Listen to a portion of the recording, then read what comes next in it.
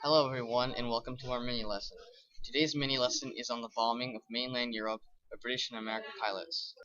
One of the quotes that Winston Churchill said was, "It seems to me that the moment has come when the question of bombing of German cities is simply for the sake of increasing the terror, though under other pretexts, should be reviewed.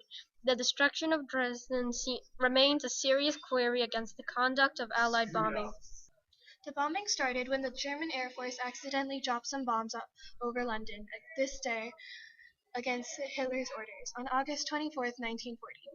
Winston Churchill realized that Britain had to start bombing other nations around Europe in order to gain control.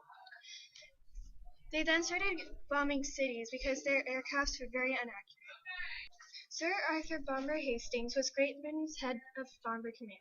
He believed that air power was the key to winning the war and preventing the horrors of trench warfare in World War I from happening again. He launched thousands of bombing raids on great cities. He thought that his force could bring down the collapse of Germany, but was proven wrong when Germany's war productions continued to rise. England wasn't the only country that bombed civilian cities.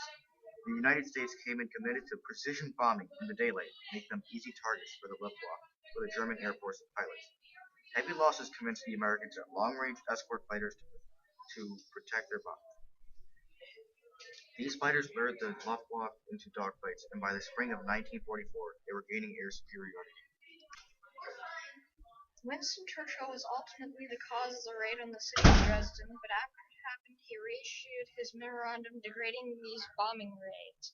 He was also the Prime Minister of England during World War II. The British started bombing specific war targets, such as airfields and armament factories. The British then realized that the bombing raids were extremely inaccurate. An investigation revealed that only 1 out of 5 aircraft succeeded in dropping its bombs within 5 miles of its target. Under the circumstances, the bombing offensive could only be effective if it was aimed at large targets such as cities.